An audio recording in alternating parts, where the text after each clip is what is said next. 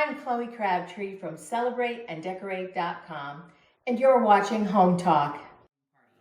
And I wanted to start out by showing you the cauldron that I showed right here on Home Talk, and all of the instructions for this are right here on Home Talk, and the video is too. This is a great bargain for a backdrop. If you want a photo backdrop or whatever, it's a shower curtain right off of Amazon. So that is going to be the backdrop for my party table, and I'm going to set my cauldron right here, and all I need to do then is I used two large round black tablecloths that I have because I wanted to drape this all the way to the floor. I have a couple of urns that I use a couple of times a year. You can use these Halloween, whatever, and I went out and got some branches and some of those fake, I keep getting myself in the head with the branches, some of those fake spider webs on the branches, and then I picked up some flowers from the grocery store and some magnolia leaves, and then I'm just gonna stretch those spider webs down onto the cloth. Now, I took my cue from my cauldron. All the colors that I used on this table are orange and purple and green. When you're setting up a cocktail party table like this, you're gonna want some items elevated higher, like in the back. And the way I achieved that is I took some dollar store skulls like these and I painted them green, and then I gave them a little bit of glitter blast spray paint, and I just glued the four of them on the bottom of a $2.50 tray, and then I will just set that right there.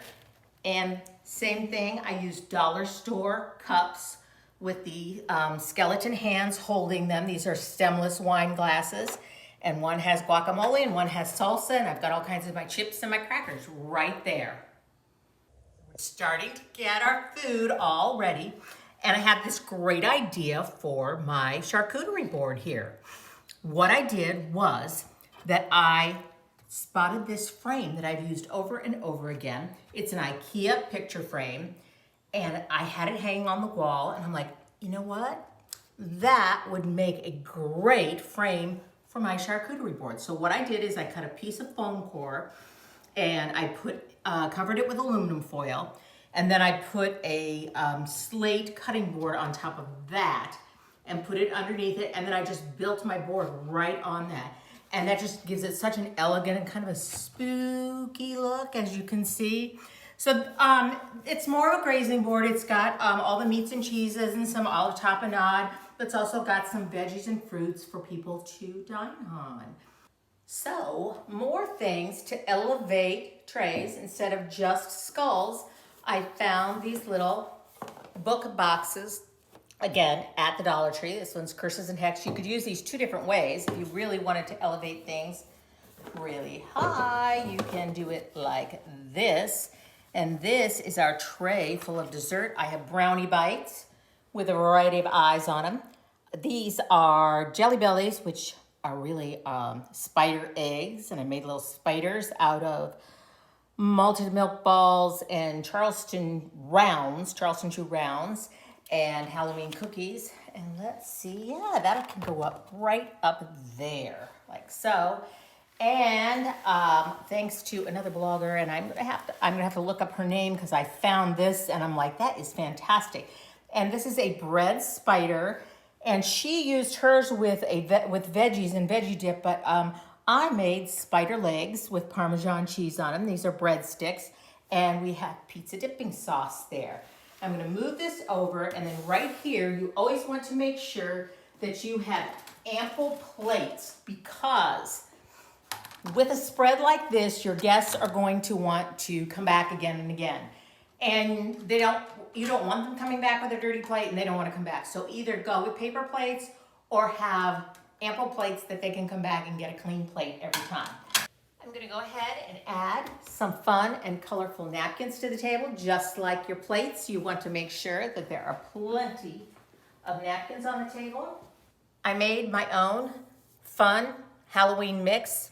This is a sweet and salty mix of popcorn, pretzels, these Hershey's chocolate covered pretzels that I added little eyes to. There's M&Ms, some candy corn.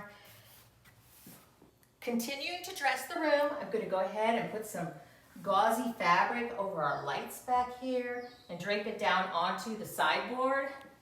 I've got some black bottles that I just spray painted with a black matte paint and a very spooky headless horseman.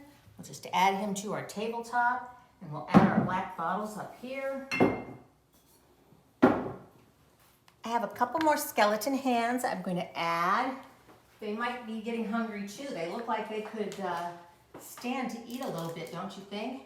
A couple snakes. I have to admit, I am not a fan of snakes myself, but this kind, that's all right. We'll add those. I'm going to be really careful to not get this stuff in the food, but I want to add a little bit more of my spider webs to my table. Not like that, not in big old groups like that, but I want to have them draped over. So don't be afraid. This is just like a $1 bag of this stuff from the dollar store. So you can see you can get a lot of decoration out of this. And then, like I said, I've been hitting the dollar store up for all these things. I got these ornaments, so we're gonna add some eyeballs to the table again. If there's glitter on them, I try and keep them away from the food. And I've got some little ones just to add a little more color to my tabletop. So I hope if you didn't already have some ideas for a Halloween party that this has inspired you. And I don't know about you, but I'm going to be all ready for Halloween. I have some other Halloween projects ahead of me. Whoop, there's that branch again. I'm really going to have to think about trimming that one. And we are all set and ready to enjoy a spooky, but not too scary, Halloween party. So don't be afraid. Indulge yourself for Halloween, and I'll see you next time right here on Hometalk.